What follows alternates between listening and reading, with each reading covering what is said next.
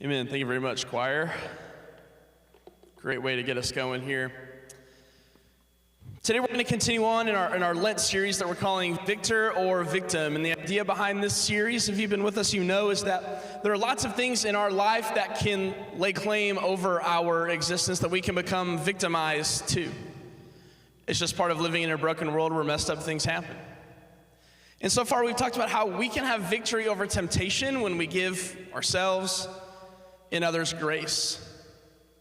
We've talked about how even in the middle of health attacking us from left and right, we might not always have healing, but with Jesus we will always have wholeness. And last week we talked about this idea of reputation, that no matter what our reputation is, it matters. But no matter what that reputation is, Jesus has given us a new one, which is our ultimate reputation. And we're going to continue on with this series today, but before we do that, I want to do a quick exercise. That's what this is about. That's what those papers are about. In your pew, you should have paper on the end of it and pens. There's pens in your pew backs. Please grab those. If I can have hospitality's help, I've got some pens up here as well. Just a plethora of things that, probably will work. But pass those around and just let one of them know if you need a pen, and they will be happy to assist you with getting one. There should be plenty of paper to go around for everybody. There you go. Thanks, sir. So let us know. How we doing? Good? Need more paper? Okay. There should be some. There's some here on this front row. Look and see if there's extras on the rows that we passed down. See, there's a couple there on the end of that pew. Right. Everybody looks decently well set. Pastor Mercer. Everybody good? Okay. All right. Here's what we're going to do. If you walk out of service today, this is not happening. This is a theoretical exercise, so don't get too excited. If you walk out of worship today, I shake your hand, we exchange pleasantries like we normally do. I tell you to have a great week. We complain about how cold it is outside or whatever we do. And I pull out of my pocket $100,000 cash. I hand it to you. Let's pretend for the sake of the exercise, Uncle Sam doesn't have to know about this money, okay? But I give you $100,000. What do you do with it? Write it down. How do you break it down? Where does it go? What needs do you have that you need to have covered? Do you do anything fun with it? Take a couple minutes and figure it out. AV, if we can get some music potentially, just some soft stuff so it's a little bit less awkward in here, that'd be great. It'll also be fun if you're doing this exercise next to your spouse. Compare answers. Compare answers. And while you're doing that, I'm gonna do mine. Beautiful. Thank you. You don't know that this is just for you. So like if it's you can write down wherever you want. Nobody's gonna see it. You don't have to share it. We're not gonna pass them in. Okay? So be honest with yourself. Pretend it's as real as possible.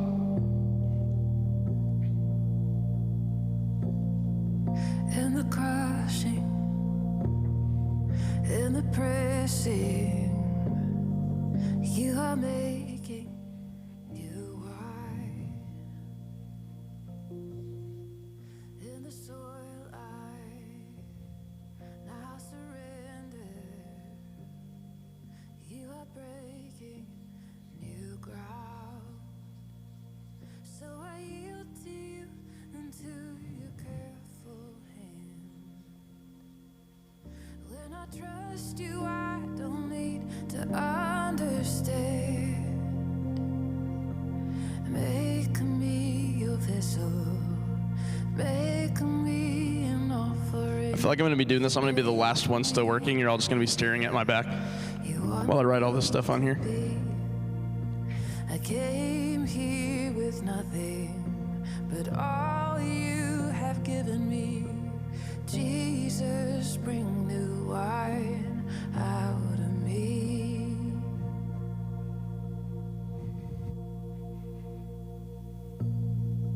In the crushing, in the pressing, you are making new wine. In the soil I now surrender. All right, how we doing? You are breaking new ground. Don't copy off my answers. You are breaking. Just pick your head up and look at me if you're done. So make Because if we go too long, people complain the sermon was too long and it wasn't my fault. So that's on you. You know, got to be financially prepared for when $100,000 falls like manna from the sky. Got to be ready. I can't. All right, I don't see too many people writing, so keep working on it if you're working on it. That's fine. Like I say, it could be fun lunch conversation with your spouse, or maybe not so fun lunch conversation with your spouse. If you can't read this, that's okay, because I'm going to walk you through it. Here's my list. This exercise was handed to me by a friend, and I'm offering you my answers, okay? This, believe me, trust me, I did it on a calculator. This equals 100,000, all right? So I said, I'm going to max out my IRA for the year, $13K. I'm going to put 25,000 of that for my kid's education. That'll probably cover half a semester when he's in college. But, you know, it'll grow in the market. Pay off our car. We owe some money on one of our cars, so we'll pay that off because we get rid of those monthly payments. Go on a nice vacation. This money came out of nowhere. I didn't plan on having it. There's nothing wrong with good vacation, right? Emergency fund. It's good to have money for when emergencies happen. Put 15,000 in that. Sorry, I'm blocking all of you off. I promise I'll show you, but you can't read it anyway, so it's fine. This is a very itinerant pastor answer here. I would put $20,000 of this towards the down payment of a house. If you don't know, the itinerant pastors are sent all across the state. Some churches own the house, some churches don't. So pastors have to just find money to be able to find housing when they get moved. So having money available would be great for us to be able to put a down payment on a house. And then I would max out our HSA. My kid can't stay out of the doctor's office. So I'm going to max out our HSA, and that sets us up going forward for the future. All right, this is $100,000. All right, did I match any answers for you, even if it wasn't a dollar amount? Did I match some of the items for you? Maybe some of you are like, my IRA is far too gone. So that's okay, I'm using it, and that's okay. But do we have any more answers that are similar? Parents, did you put education? Anybody got a car they need to pay off? Anybody want to go on vacation with their money? Did anybody do that? Right. Are there some answers that you have that I didn't put on here? Give it to, you guys are just you goody two shoes. Goody two shoes. Even if you didn't put it down, you're going to say it out loud, you know? No, so obviously, this is legitimately where my head goes. Anybody else? This is legitimately, if this is an exercise, this is where my head goes when I do this. And of course, I'm a pastor. Giving is it's part of my job. If I'm not doing it, that's a problem. And so I raise this up to say maybe you're something like me, where there's a couple of levels to where if you say give it to the church or give some of it to the church or whatever, maybe you're like me and that I looked at this list and it occurred to me that it was missing. Maybe it didn't occur to you, and that's okay. This is my list, and I'm the pastor. Or maybe it occurred to you, but only after you had thought of items 1, 2, 3, 4, and 5. And so it just became, I've got about 10,000 left, or I've got about 5,000 left. Let me do some good with it. So we'll give it to the church or whatever charity it is that you like to support, right? The reason that I bring this up is that this list here in your list is an exercise in revealing to us our priorities. Can you see my priorities on my list? What are my priorities? My family, fun, some sense of security, right? Because I've got retirement, I've got emergency fund, I've got HSA, so security is important to me. This is what's important to me. It reveals my priorities to me. And even if Even if I get to the point where I've got $10,000 left over, it's revealing of my priorities. If I list out this long list, and again, I'm sharing you candidly, 100% honestly here. So know that there's no shame in this conversation. If I get to the end and I'm through 85,000, 90,000, 95,000 out of the 100, and I say, why don't I just give the rest away? It's revealing to say, okay, where can I take 3 off of that and just make that 10? Can I take 5 off of that and make that 10? Can I take 2 off of that and just pay 5 towards the car? And then I'll collectively cram those dollar amounts toward a gift to the church or toward a gift toward God. You with me? It's revealing to fit it in, to make it fit. Because these reveal our priorities. And where this idea of giving came into our head, it was revealing about where it is on our total priority list. And I say this as a faithful giver to the church. This is a separate exercise. Like this is why I love online giving. It just takes it. I don't have to write a check. I don't bring cash. I don't do anything. It just, boom, it's gone before I even am tempted to not do it. But this is a separate exercise. This is an income. This is a gift from God. Somebody handed me $100,000. But it's revealing of our priorities. I don't think anybody, if your list looks like mine, if this was a list that you saw, it's okay, you can be honest. If this is a list that you saw, would you describe someone who lists this as their things? Would you say that they're a greedy person? I don't think so, but if I'm a little biased toward myself, I would think. But I wouldn't think so. Saving for retirement, is that greedy? Taking care of my family's health, is that greedy? Making sure I'm not homeless if I move, is that greedy? Taking care of us in emergency, going on a nice vacation, does that make somebody greedy? There's nothing wrong with this list, right? I apologize for those of you over here that have no shot at seeing it. Just trust me, it's there. There's nothing wrong with this list, but it is revealing of our priorities. See, greed doesn't always look like Scrooge McDuck or Mr. Burns from The Simpsons, or Mr. Krabs from SpongeBob. Greed is simply a prioritization of self over others. This is why greed can be about more than just money. Greed is a prioritization of self over others. And the problem is, this conversation, the dollar conversation, it's taboo in our culture. It's taboo in church, especially. We don't talk about it. That's my business. Sure, it is. But we're scared to talk about it, and I think the number one reason that we're scared to talk about it is because we're scared to face up to the truth of what's going on in here. I just did. So it's all out and open. But this is taboo in our culture. We don't like it. Oh gosh, if I'm bringing my friend to church, I hope we're not talking about money. That's the worst.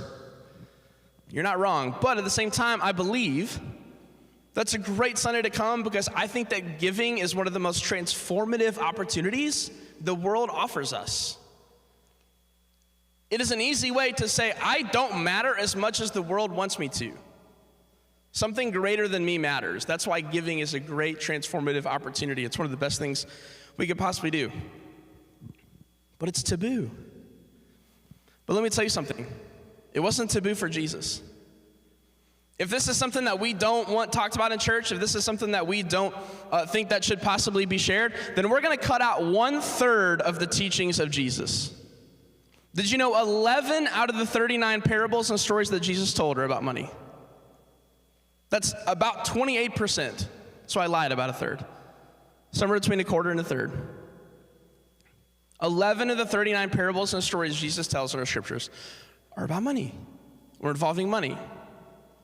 So it wasn't taboo for Jesus because Jesus says, hello, this is important. Because it has power to do things like this. It has anti-gospel power that says that this stuff is for me, to take care of me, to put me first. So if Jesus is talking about it 28% of the time, I don't hit 28% in my sermons, do I?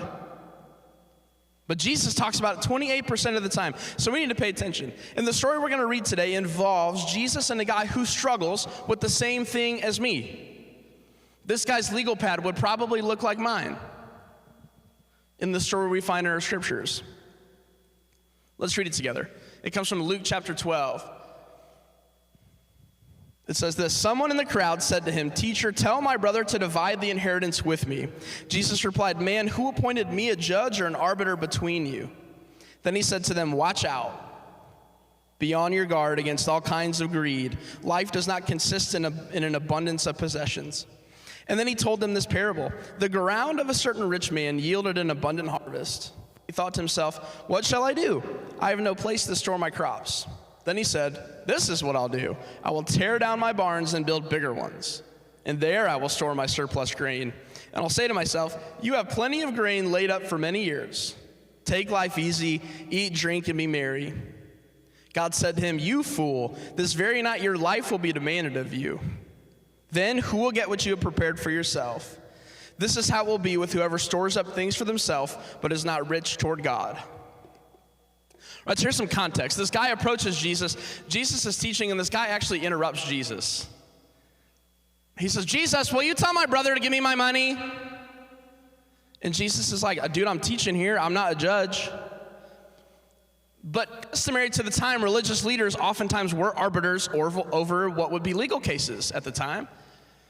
But this guy approaches Jesus and he says, "Tell my brother to divide our inheritance." Here's what you don't know by reading this. It seems odd that this guy seems like he's just asking, "Give me my fair shake." So why is Jesus talking about greed? Well, at that time, the way that inheritances would work is that the older brother would get the primary bulk of the inheritance. And younger siblings, younger boys would get the rest of it. So this guy is probably a younger brother saying, "Hey, this is a joke. Why does he get 2 times as much as I do? You're talking about all of this equality and love and fairness stuff. Tell my brother to split that with me." And that's how Jesus goes into this parable to talk about greed. So this man says, "I know what I'm supposed to get, Jesus, but I want more." So Jesus then tells a story about a guy who owns land, and he has a plentiful harvest, so plentiful that he has nowhere to put his stuff. So what does he do? Probably the same thing you and I would do. Check my board. He builds a bigger barn to hold more of his stuff. We can identify with this, whether we have barns and property or not. Did you know that in the United States of America, the self-storage industry is a $38 billion industry? And 80% of that is individuals, so only 20% of that is corporations. $38 billion on our extra junk.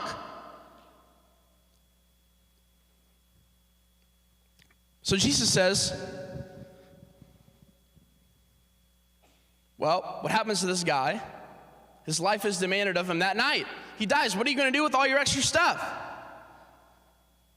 And then Jesus says, this is how it will be with all of those who store stuff up for themselves, but are not rich toward God.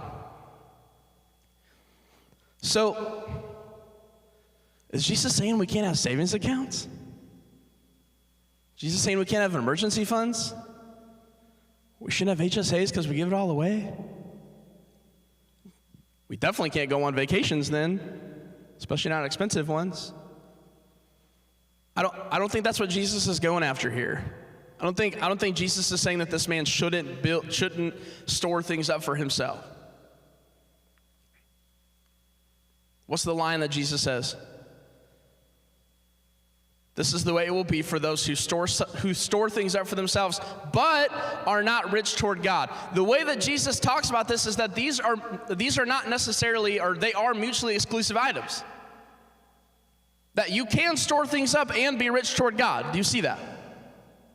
You can take care of yourself and also be generous toward God. Perhaps what Jesus is taking exception to is this guy has already built barns that says, I'll never need more than this. I can store my stuff here and I'll be fine. But the second that he gets more, he says, well, I need bigger barns. Because now I'm going to store more up for myself. I need more, I want more, and I want more, and I want more, and there's not a thought to how somebody else could benefit from this plentiful harvest. A neighbor that did not have a plentiful harvest could benefit. It's the greedy attitude of I want more that Jesus is attacking in this story and in this parable. Jesus says that life isn't found in an abundance of possessions. Life is found in generosity. And this is how this message applies to everybody. Because I think it would be easy to hear a message like this, to hear a parable like this and say, my barns are not full. Do you know what I mean? I don't have a surplus harvest to put away. So, of course, let's be generous. But this message applies to those of us who have a little and those of us who have a lot. Because here's the truth about our generosity. It's just an outpouring of our priorities. Those priorities should be in our priorities regardless of how many zeros we find when we open our bank app. Because here's the truth about how much we have. What you do with a little, you will do with a lot. What you don't do with a little, you won't do with a lot. What you do with a little, you won't do with a lot. Or what you don't do with a little, you won't do with a lot. What you do with a little, you will do with a lot. Why? Because this is about our priorities, not necessarily about how much. Not even necessarily a percentage point that we like to talk about in the church. We're talking about priorities. Our priorities are defined here in how we handle our money. And this is an example of money that comes from someplace else, let alone the money that we have coming in and out on a weekly or monthly basis, or money that we have stored up for ourselves. So how we handle our money, no matter how much we have, is still a reflection of our priorities, is what Jesus is saying. So if we're generous toward God with a little, we're going to be generous toward God with a lot.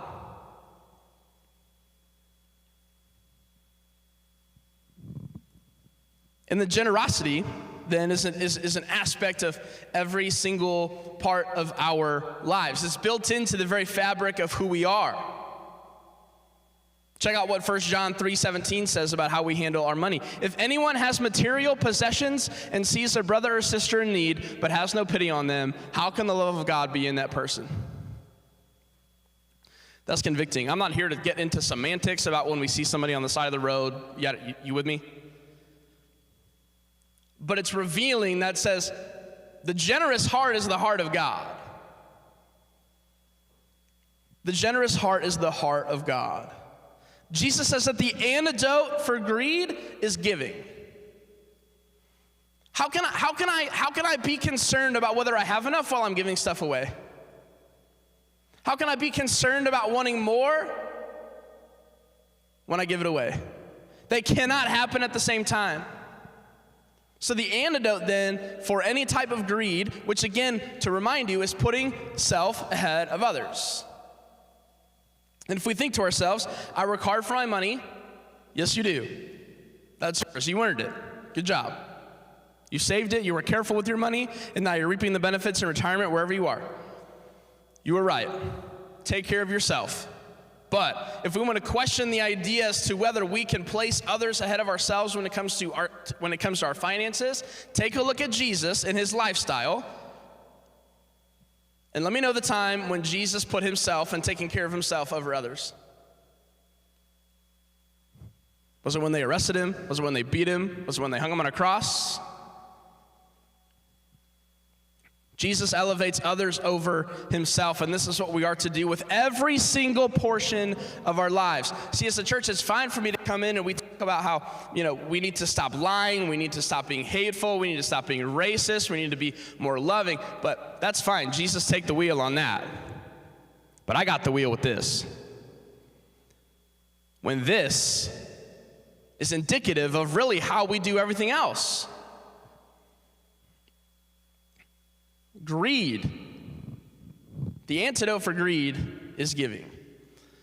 But how do we live generously? I'm going to try and tear this off. It's going to be really embarrassing, so don't laugh. Because I'm going to use another page.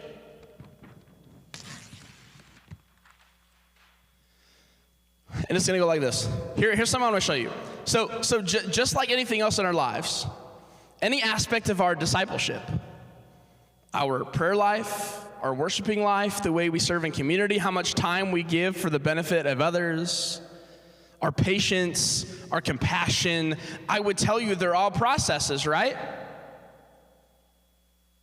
It's a very odd occurrence that someone would say, I gave my life to Jesus,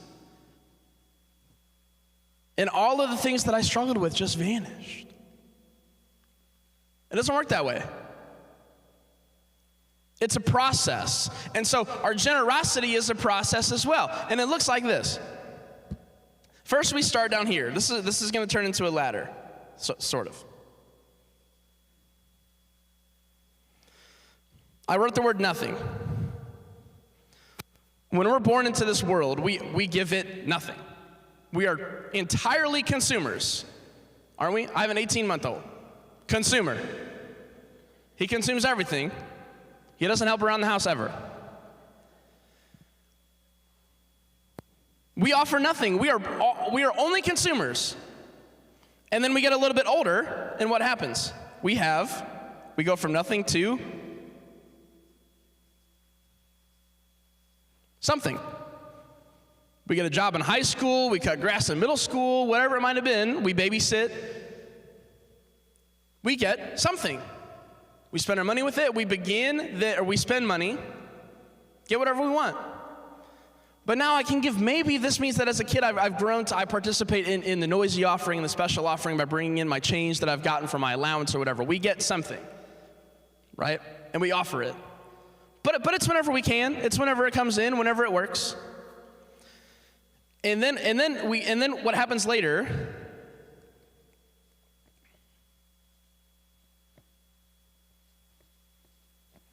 is we move up a rung on the ladder to moving from nothing to something to then we become intentional about the way that we give.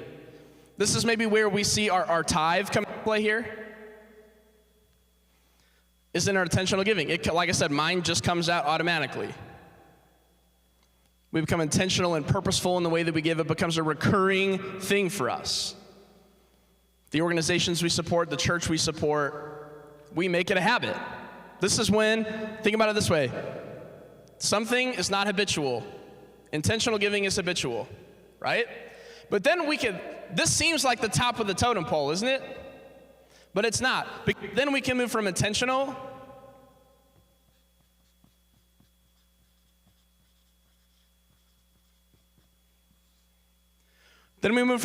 to extravagant.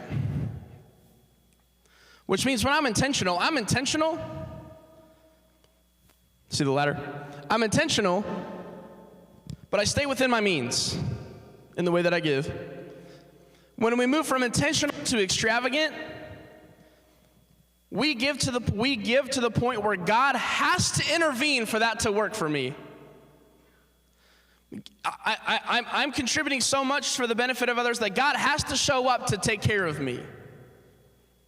And here's the thing, I don't say this to say people who give something are like children or babies. No. It's a process.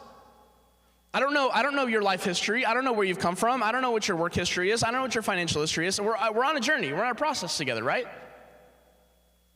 So we move from nothing to something to being intentional, which is where we see our tithes come in, and consistency. And then we move to extravagant, which looks like this. You sit and you have conversation about how can I go further in the way that I give? Where can I stretch myself? I'm intentional and I give it, but I feel like there's more that I have to offer. We just have to make it work. And so you move up to make it work. Now, when we talk about being a victor or victim over greed, victory over greed doesn't happen here. This isn't necessarily the goal. Ultimately, great. I think we should move there. I think God's grace and God's giving to us is extravagant. Sure. But we have to recognize where we are. We don't move from nothing to extravagant, right? We don't move from something to extravagant very easily. We might move from something to a little more something to a little more something to a little more something to now it's consistent and it becomes intentional. And then I'm able to move from this regular giving into an extravagant giving. It's a process. We just have to recognize where we are in this process. Because victory over greed happens in the intentional moving up this ladder. It doesn't come at the top of it. It comes when we are making giving the top of our priority list instead of my leftovers, of however much it is that I have left. It's a process and it's a journey, just like all the ways that we grow in our faith. And when we do this, when we start to let go of more and let go of more and become more intentional in the way that we let go of what we have, we experience freedom from a lack of contentment because we're not worried about what we have. We experience freedom from worry about enough. We experience transformation and growth in this process, and others experience the blessing that comes from when we share. And this is why nearly every Sunday, I end my sermon with a giving time. Perhaps it's a bad strategy because I've already put everybody to sleep and now I'm going to ask for some gifts. But we do it because it's always an immediate step of action of whatever it is that we're talking about. We can do something with the message we've just heard. We take the whole message about something in our lives that God needs to take over. A way that we can invite God to take more over is to give more of ourselves away. This is an easy and tangible thing that we can do to give more of ourselves away. Because it says more of God and less of me. More of others and less of me. This is the Christian life personified. More of God, more of others, and less of me. So it's relevant no matter what we could possibly be talking about in worship. And today, as we continue on to serve UMCOR in the ways that they are serving in Turkey and in Syria to assist with the earthquake, our special offering continues there as well. You can contribute to that online. You can also contribute here in person in the small baskets in the back if you'd like to. There's ways that you can give to all the ministries of the church all the time. I'm not telling you anything different.